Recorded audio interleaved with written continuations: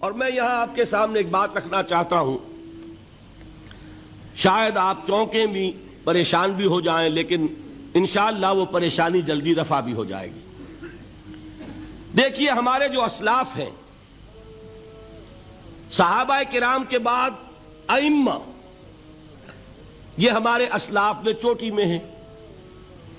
ان اسلاف میں، ان ائمہ میں دو بنیادی قسمیں ہیں، ایک محدثین اور ایک فقہاء۔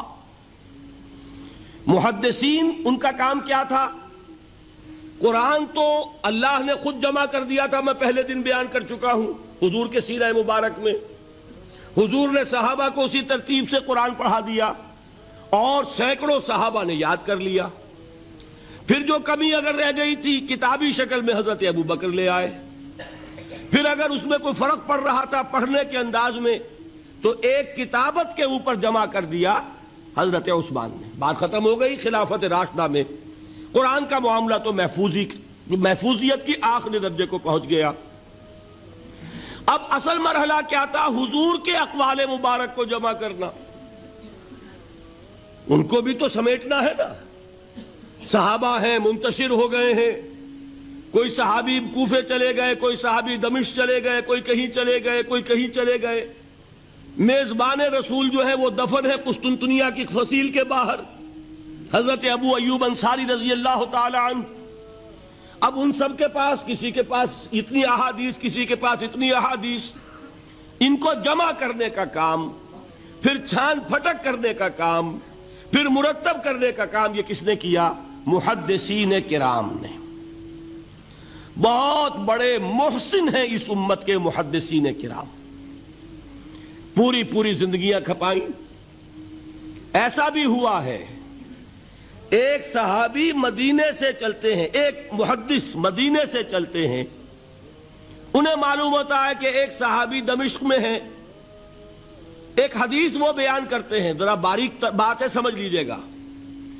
ان کو وہ حدیث معلوم تھی، لیکن وہ حدیث 3 راویوں کے راستے سے آ رہی تھی۔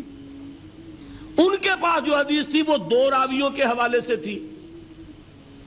اب وہ جاتے ہیں اور وہ بیت المقدس کا اور وہ دمشق کا سفر کرتے ہیں صرف اس حدیث کو سننے کے لیے، سواری سے اترتے بھی نہیں۔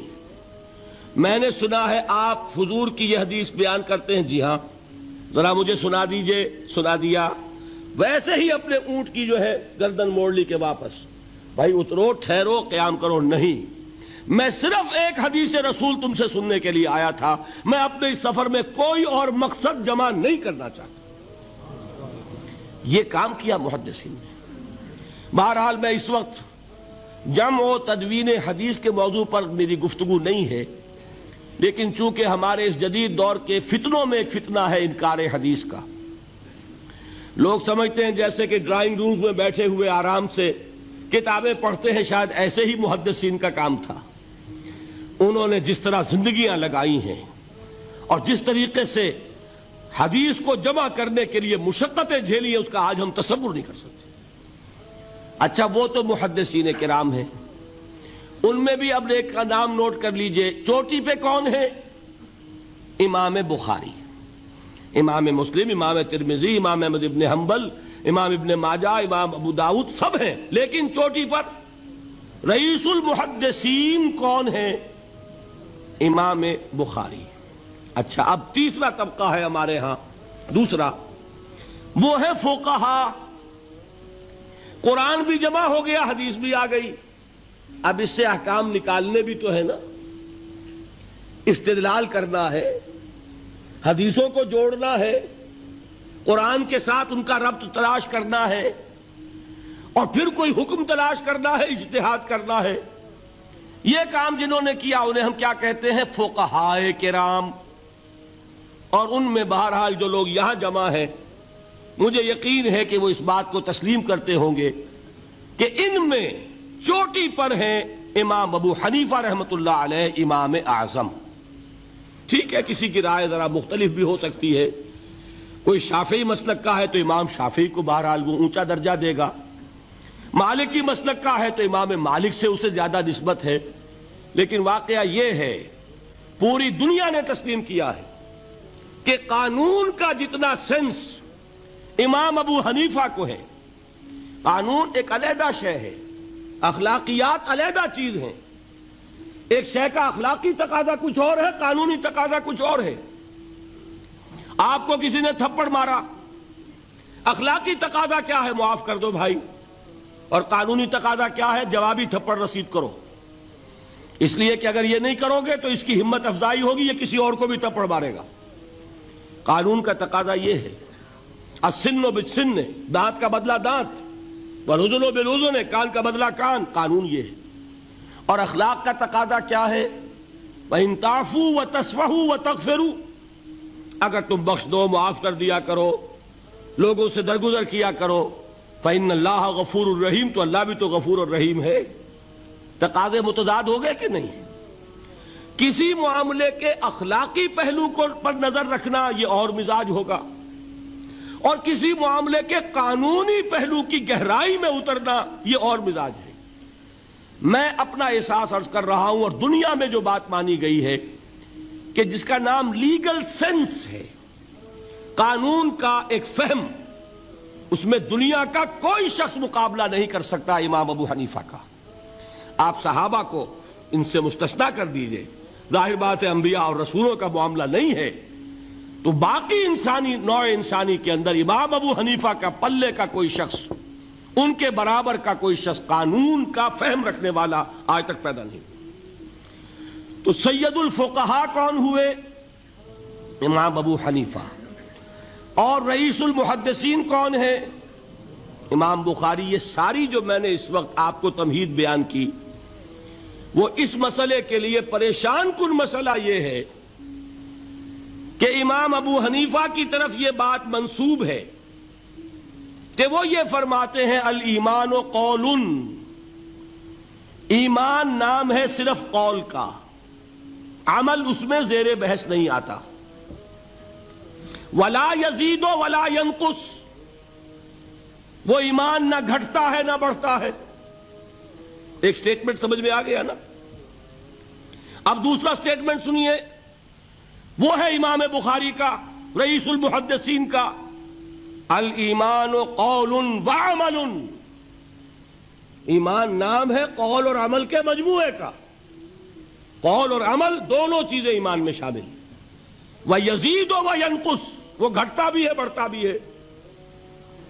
ایک مسلمان کو پریشان ہو جانا چاہیے کہ نہیں؟ ایمان جیسی بنیادی بات، سارا قصر تو یہیں سے تعمیر ہونا ہے، جڑ بنیاد ایمان ہے۔ ایمان کے بارے میں کوئی 14ویں صدی کے 15ویں صدی ہجری کے کوئی علماء ہوں، بڑے سے بڑے ہوں، ان کا اختلاف ہو جائے تو تشویش نہیں ہوگی۔ یہ کن کے درمیان اختلاف ہو رہا ہے؟ رئیس المحدثین امام بخاری اور سید الفقہاء امام ابو حنیفہ۔ اور کتنا بنیادی اختلاف، بظاہر متضاد باتیں، بظاہر کہہ رہا ہوں میں نے کہا تھا مجھے پہلے آپ کو پریشان کرنا ہے، پھر تاکہ آپ کی سمجھ میں بات آئے یہ پریشانی رفع کیسے ہوتی ہے، اسی سے علم میں اضافہ ہوتا ہے۔ بات جو ہے وہ گہرائی کے ساتھ سمجھ میں آتی ہے کہ مسئلہ پہلے سامنے ہو۔ مسئلے کی اہمیت سامنے نہیں ہوگی تو آپ توجہ اتنی نہیں کریں گے۔ تو دیکھیے تضاد کتنا ہے، بعد المشرقین جسے کہتے ہیں ہم اپنے محاورے میں، کہ ایک مشرق کی بات ہے تو دوسری مغرب کی ہے۔ الایمان قول، نہیں، الایمان قول وعمل، تضاد ہے نا۔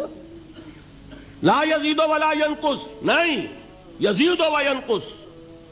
تو یہ تو معلوم ہوتا ہے کہ بہت زبردست اختلاف ہے جو حل نہیں ہو سکے گا۔ اللہ تعالیٰ کا شکر ادا کرتا ہوں، اس نے اس کا حل سمجھایا۔ اور کیسا سمجھایا؟ میں پورے انشراح صدر کے ساتھ کہہ رہا ہوں، اس میں کوئی تصنع نہیں، کوئی تکلف نہیں۔ میرے نزدیک دونوں باتیں 100% درست ہیں۔ یہ نہیں کہ 50% یہ درست 50% وہ درست، نہیں، یہ بھی 100% درست، یہ بھی 100% درست۔ فرق کیا ہے؟ محل مختلف ہے۔ امام ابو حنیفہ قانونی ایمان کی بات کر رہے ہیں اور امام بخاری حقیقی ایمان کی بات کر رہے ہیں۔ قانونی ایمان کے اعتبار سے 100% درست ہے یہ بات کہ وہ صرف قول ہے، عمل نہیں، زیر بحث آئے گا۔ ایک شخص نماز نہیں پڑھتا کافر نہیں ہے، نماز کا منکر ہو جائے کافر، زکوٰۃ نہیں دیتا فاسق ہے، فاجر ہے، کافر نہیں ہے، زکوٰۃ کہہ دے کہ ہے ہی نہیں دین میں، کافر۔ فرشتہ کس نے دیکھا، کیا پتا کیسا ہوتا ہے؟ حضور نے بھی اصل فرشتہ اپنی اصل ملکی شکل میں صرف 2 دفعہ دیکھا ہے، ورنہ تو انسانی شکل میں آتا تھا یا نظر ہی نہیں آتا تھا۔ 2 باتیں تھیں، وہی ہو جاتی تھی، نظر کوئی نہیں آتا تھا، یا انسانی شکل میں نظر آیا۔ اصل ملکی شکل میں حضرت جبرائیل کو 2 مرتبہ دیکھا۔ وَلَقَدْ رَآهُ بِالْأُفُقِ الْمُبِينِ وَلَقَدْ رَآهُ نَزْلَةً أُخْرَى عِنْدَ سِدْرَةِ الْمُنْتَهَى، ایک مرتبہ افق مبین پر دیکھا، ایک مرتبہ سدرۃ المنتہا کے پاس جبرائیل اپنی اصل شکل میں ظاہر ہوئے۔ اب ظاہر بات ہے ہم نے تو نہیں دیکھا نا، لیکن ہم مانتے ہیں جبرائیل کو، مانتے ہیں فرشتوں کو، نہیں مانیں گے کافر ہو جائیں گے۔